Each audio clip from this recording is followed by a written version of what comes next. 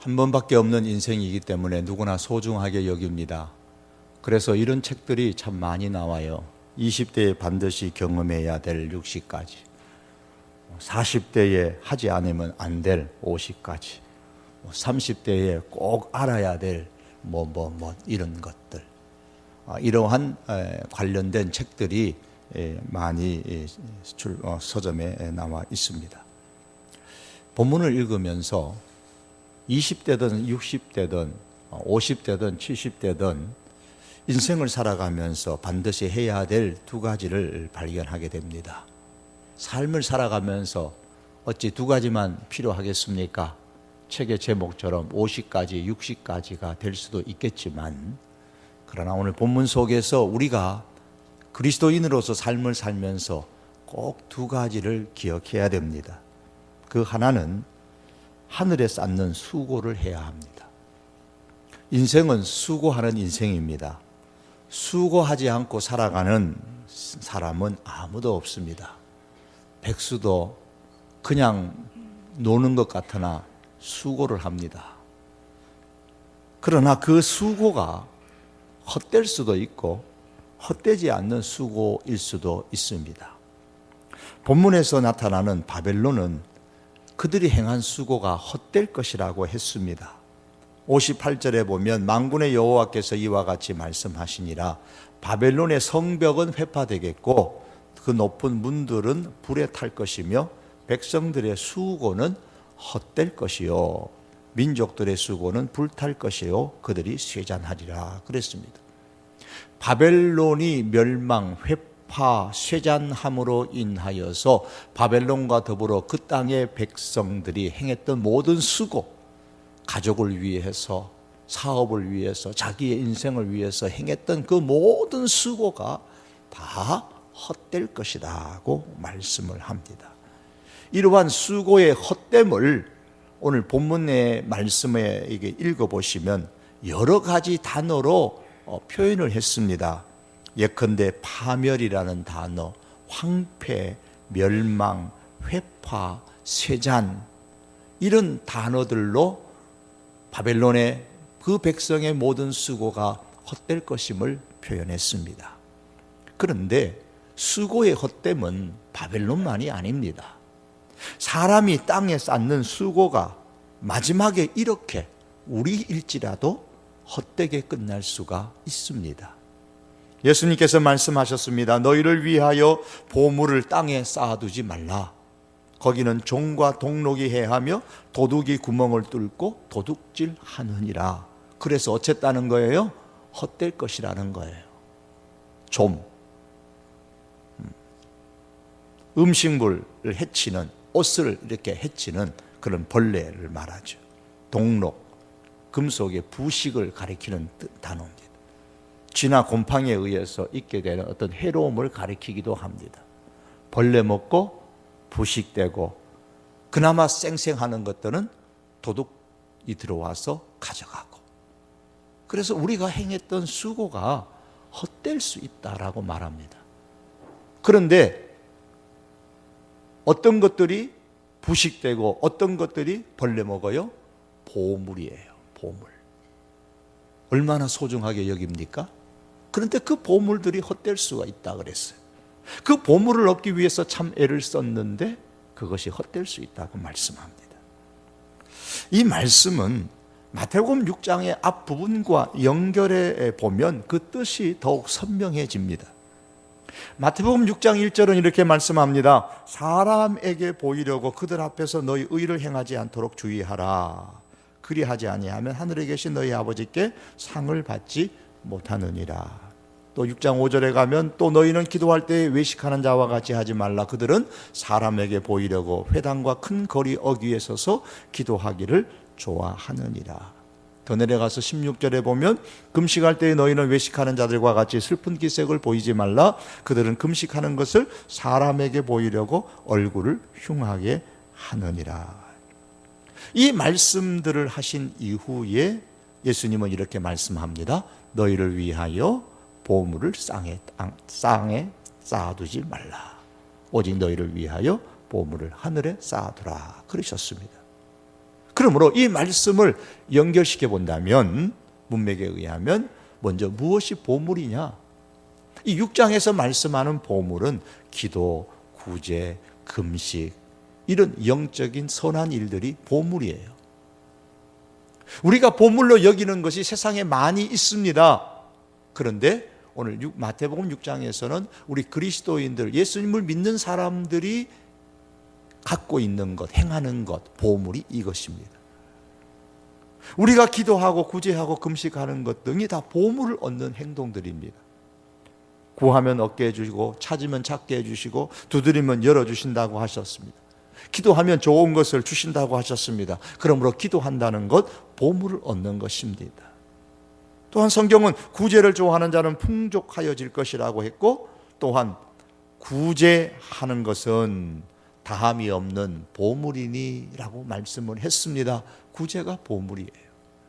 그리고 금식은 영혼을 풍족하게 만들어주는 보물입니다. 우리의 영혼을 풍족하게 만들어주는 보물, 그것이 금식입니다.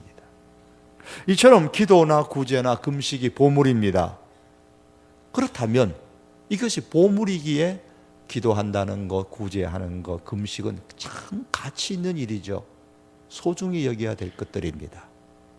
그런데 이러한 보물을 땅에 쌓아두는 사람도 있고 하늘에 쌓아두는 사람도 있다 그랬습니다. 하늘에 쌓아두는 사람은 하나님께 상을 받을 수 있는 좋은 기회를 얻는 것이지만, 땅에 쌓아두는 사람은 그 보물들을 잃어버리게 된다. 즉, 그 보물을 얻기 위해서 행했던 모든 수고가 헛되게 되고 만다고 했습니다. 아무리 기도나 구제나 금식 등의 행동들이 가치 있는 행동이라고 할지라도 벌레 먹고 부식되고 도둑을 맞게 되어 우리가 천국에 갔을 때에 다 어디 갔지? 더 이상 아무런 유익이 없게 됩니다. 왜요? 땅에 쌓아두었기 때문입니다. 땅에 쌓아두고 하늘에 갔기 때문에 하늘에서는 다 헛된 것이 되고 만 거예요.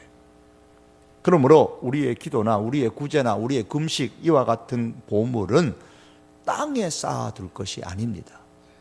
그뿐만이 아니라 이 땅을 살아가면서 우리가 보물이라고 여기는 그런 행동, 가치 있다고 여기는 그 모든 행동이나 생각이나 그 모든 영적인 일들까지도 땅에 쌓아두려고 하면 안 되는 겁니다. 그럼 땅에 쌓아둔다는 것이 무슨 의미입니까? 마태복음 6장에 의하면 사람에게 보이려고 하는 것이 땅에 쌓아두는 겁니다. 사람이 뭔가를 하려고 할 때에 그것이 기도든 금식이든 구제든 어떤 선한 일이든 간에 사람에게 보이려고 하는 것이 바로 땅에 쌓아두는 것입니다.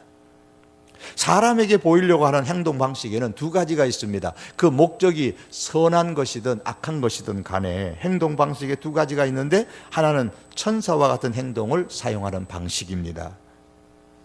사단도 천사와 같은 모습으로 사람에게 자신을 나타내어서 자신을 과시합니다. 소위 위장 전술을 피는 것이죠.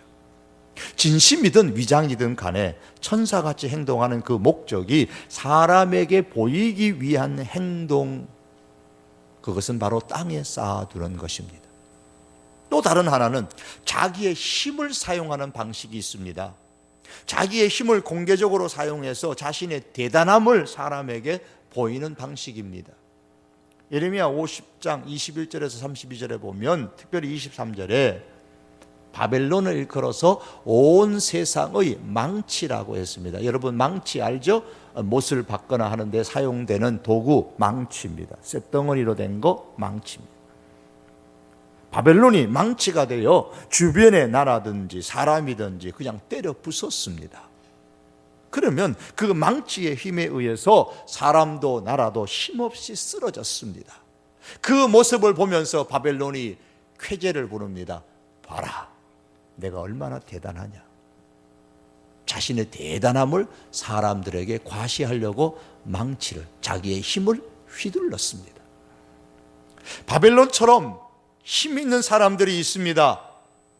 그것이 권력이든 그것이 재물이든 그것이 뭐 재주든 그것이 재능이든 지식이든 그것이 어떤 신앙이든 힘 있는 사람들이 자기의 그 힘을 망치로 사용하여서 억압하고 때려 부수어서 자기의 힘을 과시하여 자기의 대단함을 잘남을 사람들에게 나타낼 때가 있습니다. 요즘 많이 사용하는 단어로 표현하면 부정적인 용어로 사용하는 갑질이라는 것이죠. 갑질하는 데는 다른 이유가 있는 게 아닙니다. 내가 잘났다는 거예요. 그리고 너 나한테 까불지 마라는 겁니다.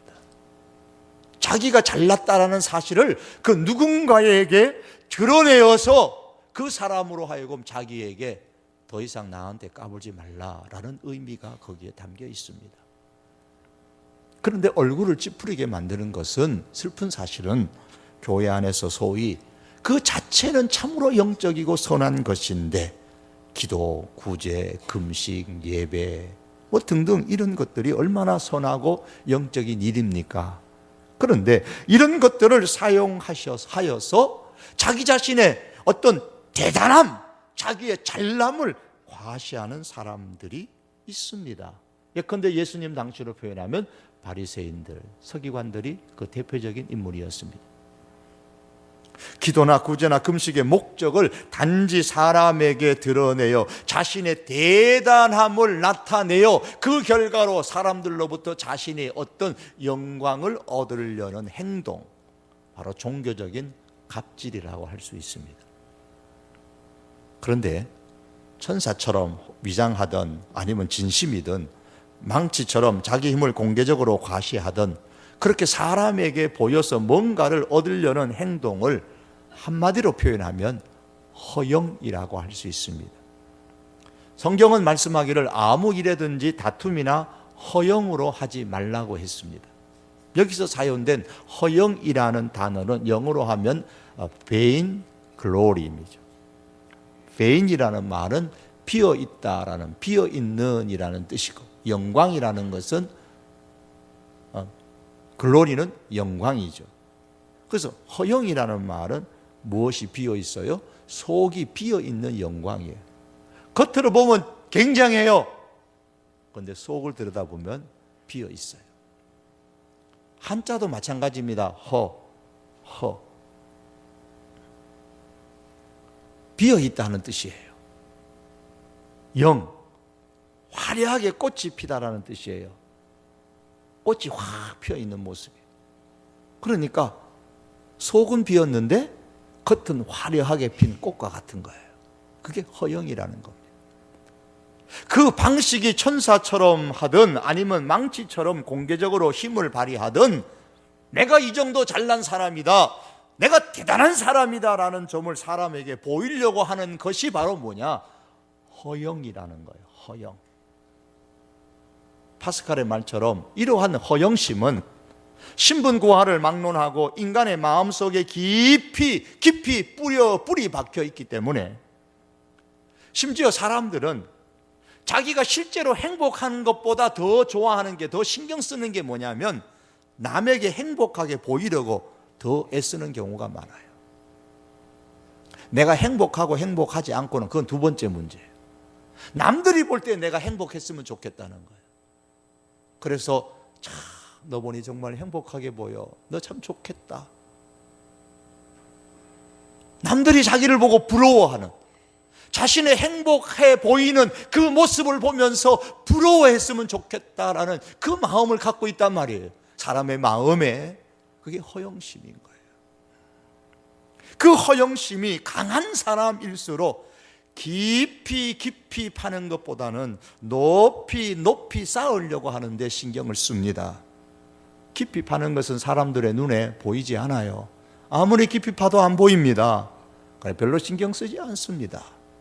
그러나 높이 쌓는 것은 조금만 쌓아도 눈에 보이기 때문에 어떻게 하든지 높이 쌓아서 많은 사람들이 보고 관심을 유발하고 그로 통해서 부러움을 받고 그로 통해서 영광을 얻고 싶어 합니다. 그래서 높이 쌓는 데는 대단히 신경을 씁니다. 그러나 여러분, 깊이 없는 높이는 진리죠? 언제나 무너지고 맙니다. 깊이가 없으면 높은 것은 늘 무너지게 되어 있습니다. 그래서 건물을 높이 쌓으려면 반드시 높이 쌓기 전에 깊이 파야 되는 거예요. 우리 인생이 그러한 겁니다. 우리 인생이 높아지는 거 어찌 나쁜 것이겠어요? 좋습니다. 그러나 이 높아지기 전에 깊어져야 된단 말이에요. 그래야 높아지는 것이 무너지지 않습니다. 허영의 끝은 파멸입니다. 허영은 자기를 망치는 데서 그치는 것이 아니라 이웃까지도 파멸시키게 됩니다. 주변을 다치게 만들어요. 하나님은 바벨론이 그 망치 역할을 하는 것 때문에 남을 부스러뜨렸을 뿐만 아니라 남을 파멸하고 황폐시켰을 뿐만 아니라 결국 너 자신도 그렇게 남을 무너뜨린 것처럼, 남을 황폐하게 만들었던 것처럼 너 자신도 그렇게 부서질 것이고 황폐할 것이고 쇠잔할 것이고 회파될 것이다, 불탈 것이다 라고 오늘 성경이 본문이 말씀합니다.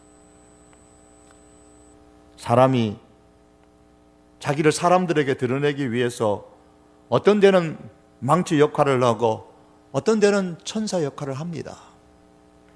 그 행동 방식에 따라 사람들의 평가는 하늘과 땅 차이겠지요. 천사의 역할을 하면 그 사람의 목적이 뭐든 간에 어쨌든 천사의 같은 모습을 보고 높여줍니다. 자기의 힘으로 망치 역할을 하면 고개를 절레절레 흔들어 싫어합니다. 이렇게 사람들의 평가는 다를 수 있지만 하나님의 평가는 동일합니다.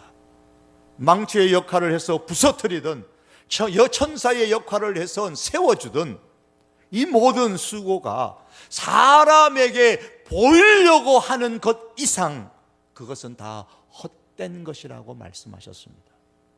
왜냐하면 하늘에서 이들의 상이 없을 것이기 때문입니다. 허영으로 행한 것은 땅에 쌓는 것이요, 그 결과는 하나님의 상을 얻지 못합니다.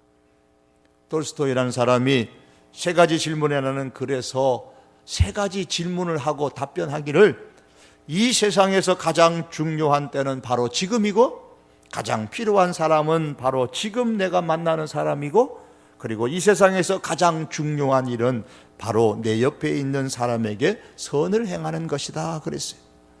바로 지금 내 옆에 있는 사람에게 선을 행하는 그 일이야말로 내 삶이 더욱 풍부해지고 내가 행복해지는 조건이라고 말했습니다. 그러나 예수님께서는 말씀하시기를, 바로 지금 너의 옆에 있는 사람에게 선을 행할지라도, 천사같이 보여서 선을 행할지라도 그것이 사람에게 내 자신을 보이기 위한 목적으로 하는 행동이라면 그 모든 수고가 비록 땅에서는 상 받고 칭찬받을 수 있을지언정 하늘에서는 아무 상도 없는 마지막에 헛수고가 되고 만다고 말씀하셨습니다. 땅에 쌓아두는 사람이 있는 반면 하늘에 쌓아두는 사람이 있습니다. 하늘에 쌓아두는 것은 그것이 어떤 행동이든 헛수고가 되지 않습니다.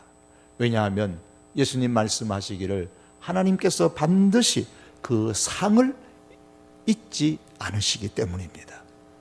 하늘에 쌓아두는 행동은 바로 하나님께 보이기 위한 행동인 것입니다.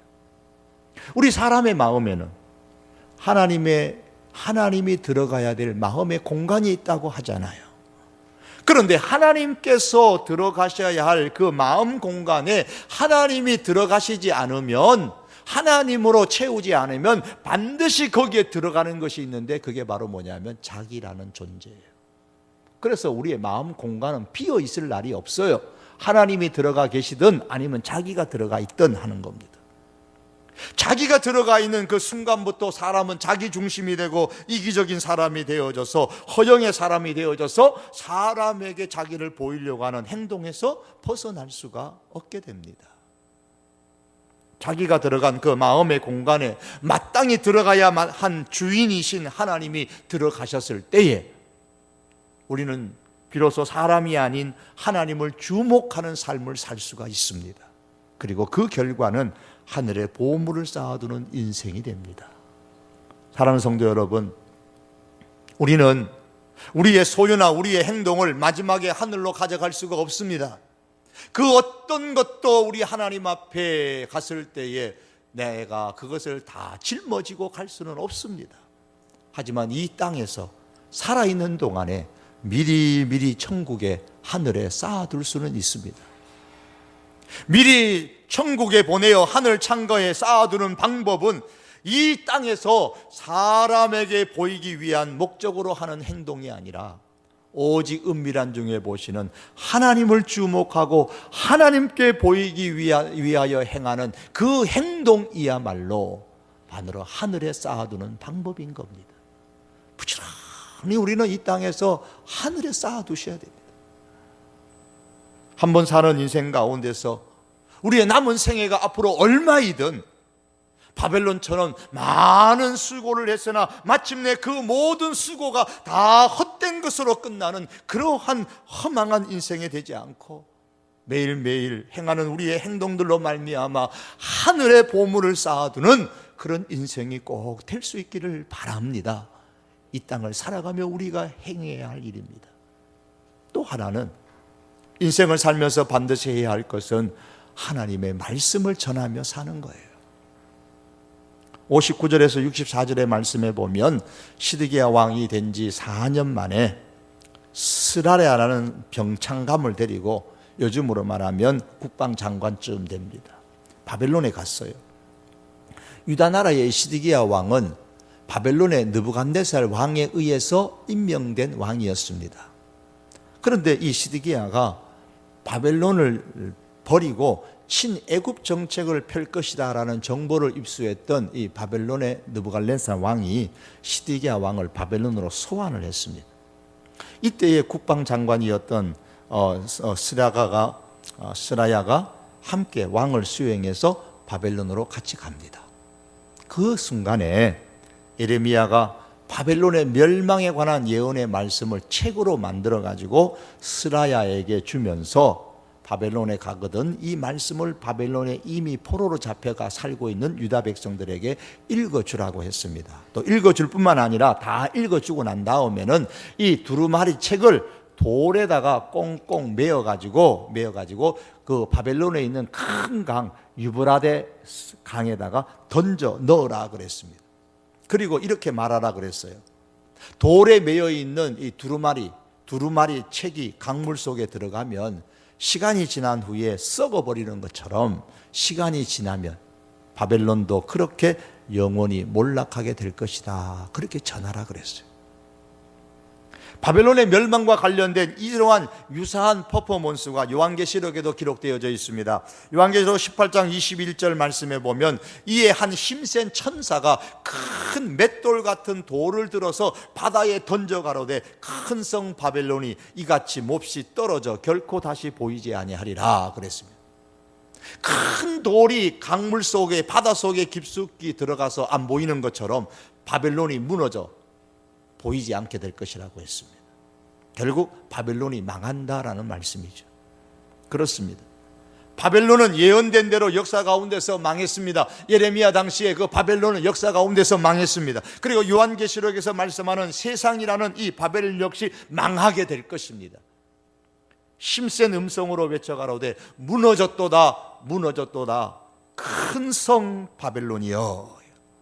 큰 성 바벨론, 사람이 볼 때는 정말 감당할 수 없는, 그래서 영원히 계속될 것이라고 생각했던 이 세상이라는 존재 바벨론은 무너졌도다 무너졌도다, 무너질 때가 있다고 말씀하셨습니다.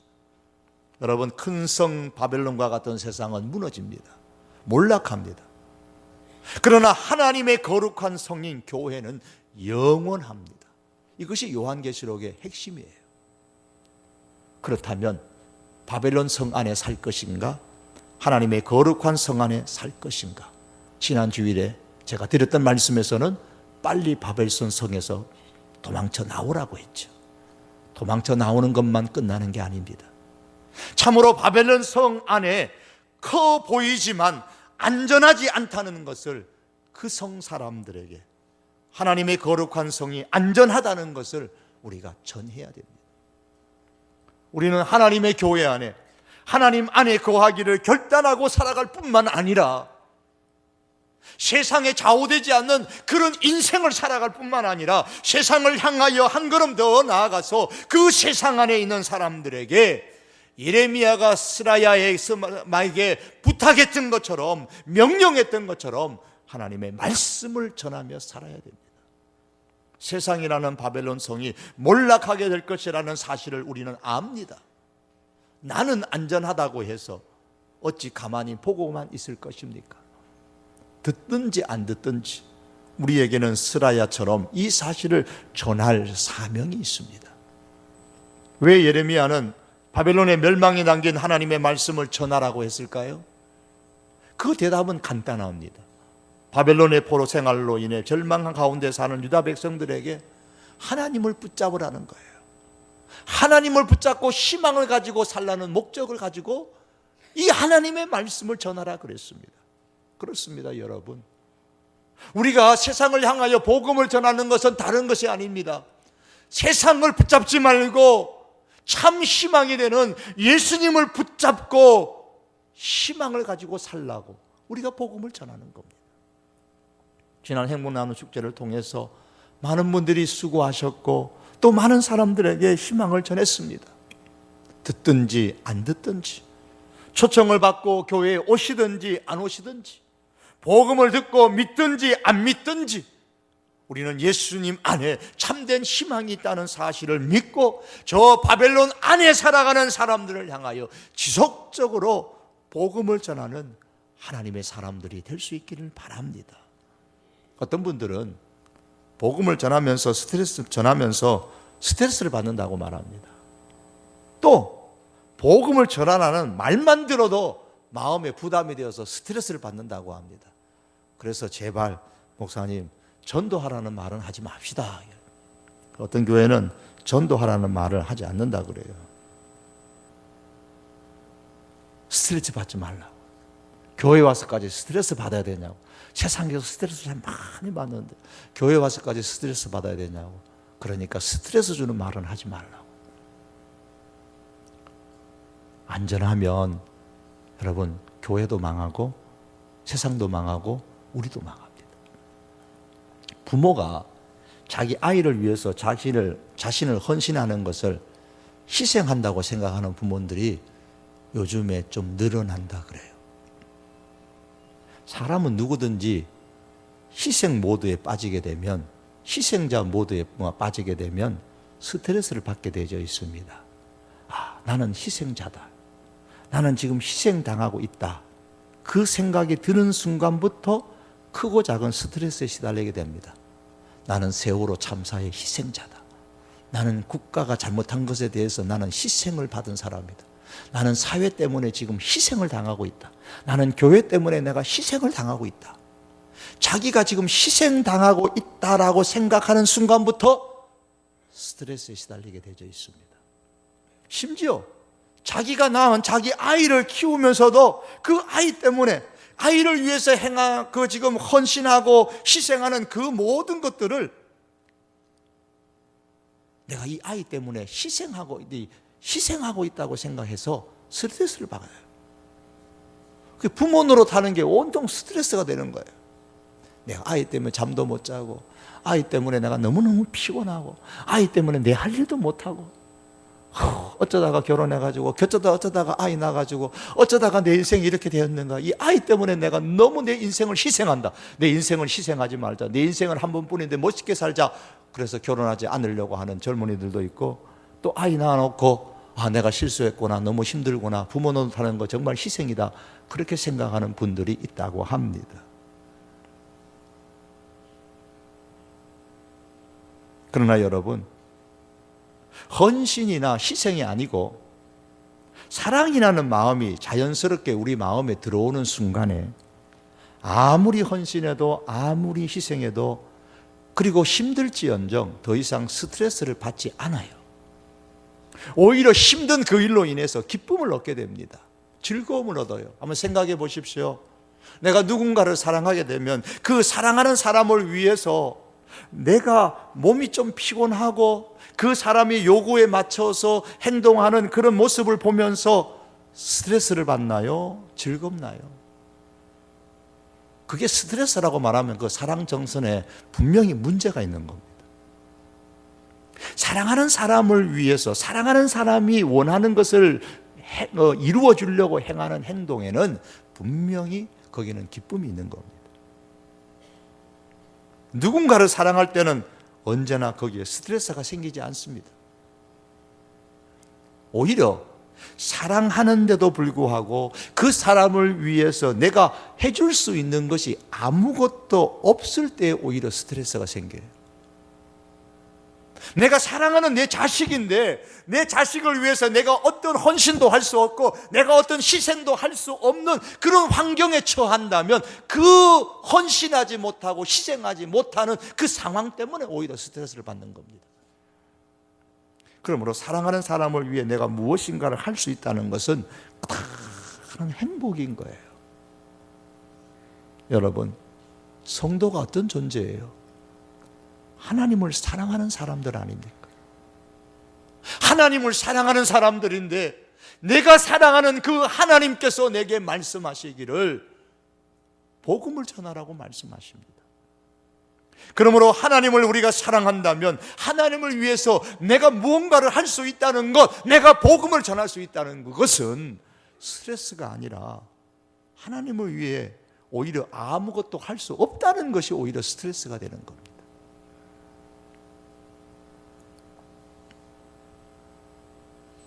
여러분, 그 누군가를 나는 사랑하지 못해서, 사람을 사랑하지 못해서 나는 복음을 전하지 못한다고 생각한다면 하나님을 위해서, 하나님을 사랑하는 사람으로서 복음을 전하는 사람들이 될 수 있기를 바랍니다. 오늘 예레미야가 어쩌면은 평생 다시는 못 볼 사람들이에요.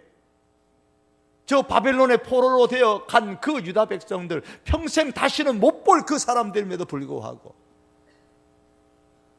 그곳에 가는 사람에게 글을 써서 하나님의 말씀을 써서 보내주면 꼭 이 말씀을 전해달라고. 이런 예레미야의 심정이 여러분 우리에게 있기를 바랍니다. 한 번 사는 인생 가운데 하나님을 위해 복음을 전할 수 있다는 이 사실로 인해서 커다란 행복을 누리고 경험할 수 있는 그런 하나님의 백성으로 우리의 생애를 살아갈 수 있기를 바랍니다. 말씀을 맺겠습니다. 성도인 우리가 인생을 살면서 반드시 해야 될 것이 정말 많이 있겠지만 오늘 본문은 우리에게 두 가지를 말씀합니다. 하늘에 쌓는 수고를 하며 살아가십시다. 세상은 반드시 무너질 때가 있다는 사실을 우리가 알고 무너질 세상 가운데 그대로 있으면 그들의 인생도 무너진다는 사실을 우리가 깨닫고 그들을 향하여 하나님의 말씀을 전하며 살아가십시다. 이렇게 삶으로 통해서 우리들의 인생이 세계사 가운데 어마어마하게 기록되는 그와 같은 업적은 우리가 남기지 못할지라도 하나님의 마음에 기억되는 그런 인생으로 마무리될 수 있기를 주님의 이름으로 축복합니다. 기도하시겠습니다. 하나님의 마음에 기억되는 그와 같은 인생이 되기를 원합니다. 사람에게 보이려고 땅에 쌓지 않고 하늘에 쌓아두는 인생이 되게 하시고 이 세상이 아무리 안전하고 거대한 것처럼 보이지만 언젠가는 무너진다는 사실을 알기에 이 세상과 더불어서 함께 무너질 세상의 수많은 사람들을 바라보며 하나님 무덤덤하지 않게 하시고 예레미야의 심정, 하나님의 그 심정을 가지고 그들에게 복음을 전하는 우리의 인생이 되게 하여 주시옵소서. 하나님 그리하여서 정말 우리가 역사 가운데서 우리의 이름이 남거나 교회 안에서 이름이 남는 사람은 되지 못할지언정 하나님의 마음에 평생토록 영원토록 그 이름이 남아있는 하나님의 백성들이 되게 하여 주시옵소서. 예수님의 이름으로 기도하옵나이다. 아멘.